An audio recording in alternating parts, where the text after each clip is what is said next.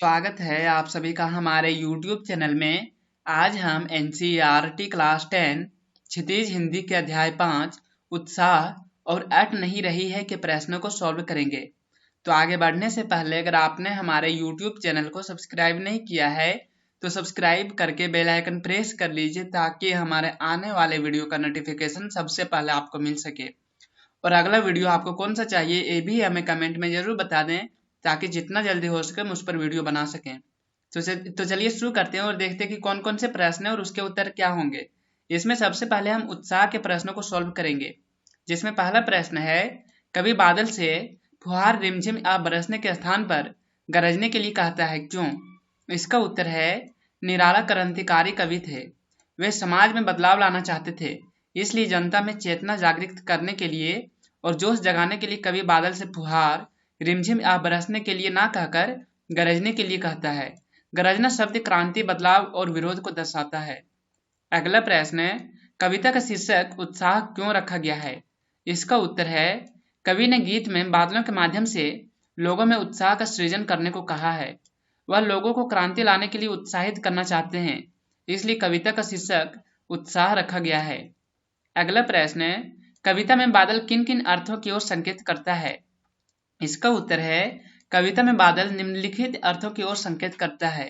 पहला, पानी बरसाकर सबकी प्यास बुझाता है और सुखी बनाता है। दूसरा, गर्जन कर क्रांतिकारी चेतना जागृत करता है। और तीसरा, नव निर्माण कर नव जीवन प्रदान करता है। अगला प्रश्न है शब्दों का ऐसा प्रयोग जिससे कविता के किसी खास भाव अदृश्य में ध्वन्यात्मक प्रभाव पैदा हो, नाद सौंदर्य कहलाता है। उत्साह कविता में ऐसे कौन कौन से शब्द हैं जिनमें नाद सौंदर्य मौजूद है? छांट कर लिखें। इसका उत्तर है कविता की इन पंक्तियों में नाद सौंदर्य मौजूद है। पहला, घेर घेर घोर गगन धराधर ओ। दूसरा, ललित ललित काले घुंघराले बाल कल्पना कैसे पाले। तीसरा, विद्युत छवि उर में। और चौथा, विकल विकल उन्मंथे उन्मन। अगला है हम सॉल्व करेंगे अट नहीं रही है के प्रश्नों को, जिसमें पहला प्रश्न है छायावाद की एक खास विशेषता है अंतर्मन के भावों का बाहर की दुनिया से सामंजस्य बिठाना। कविता की किन पंक्तियों को यह धारणा पुष्ट होती है? लिखिए।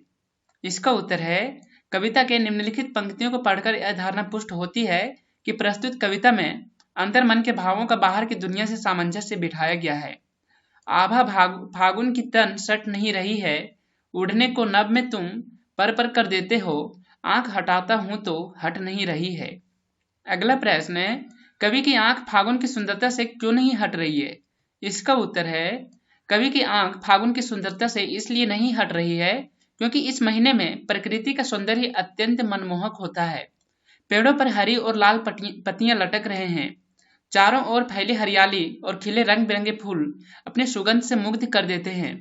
प्रकृति का नया रंग और सुगंध जीवन में नई ऊर्जा का संचार करती है। अगला प्रश्न है प्रस्तुत कविता में कवि ने प्रकृति की व्यापकता का वर्णन किन रूपों में किया है? इसका उत्तर है प्रस्तुत कविता में कवि ने प्रकृति की व्यापकता का वर्णन निम्नलिखित रूपों में किया है। पेड़ पौधे नए पत्ते पाकर खिलखिला रहे हैं, फूलों की खुशबू वातावरण को सुगंधित कर रही है, डालियां कहीं हरी तो कहीं लाल पत्तियों से भर जाती है, बाग बगीचों में चारों ओर हरियाली छा गई है। कवि को प्रकृति के सौंदर्य से आंख हटाना मुश्किल लग रहा है। अगला प्रश्न है फागुन में ऐसा क्या होता है जो बाकी ऋतुओं से भिन्न होता है? इसका उत्तर है फागुन में प्रकृति की शोभा अपने चरम पर होती है।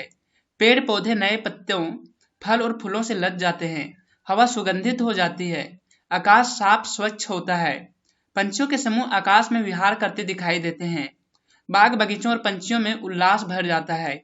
इस तरह फागुन का सौंदर्य बाकी ऋतुओं से भिन्न है। अगला प्रश्न है इन कविताओं के आधार पर निराला के काव्य शिल्प की विशेषताएं लिखिए। इसका उत्तर है महाकवि सूर्यकांत त्रिपाठी निराला जी छायावाद के प्रमुख कवि माने जाते हैं। उनके काव्य शिल्प की विशेषताएं निम्नलिखित हैं। दोनों कविताओं में प्रकृति चित्रण द्वारा मन के भावों को प्रकट किया गया है। मानवीकरण अलंकार का प्रयोग हुआ है। पहली कविता में कवि बादल को गरज गरज के बरसने को कह रहे हैं, तो दूसरी कविता में कवि फागुन से बात कर रहे हैं। कहीं सांस लेते हो घर घर भर देते हो। अगला कविताओं में तत्सम शब्दों का प्रयोग उचित मात्रा में किया गया है। गीत शैली का प्रयोग हुआ है, लयबद्धता साफ दिखती है। अनुप्रास, रूपक, यमक, उपमा आदि अलंकारों का प्रयोग अच्छे तरीके से किया गया है। आपको वीडियो कैसा लगा है हमें कमेंट में जरूर बताएं, और अगर वीडियो अच्छा लगे तो इसे लाइक कीजिए, दोस्तों के साथ शेयर कीजिए, और अगर आपने हमारे YouTube चैनल को अभी तक सब्सक्राइब नहीं किया है तो सब्सक्राइब करके बेल आइकन प्रेस कर लीजिए, ताकि हमारे आने वाले वीडियो का नोटिफिकेशन सबसे पहले आपको मिल सके।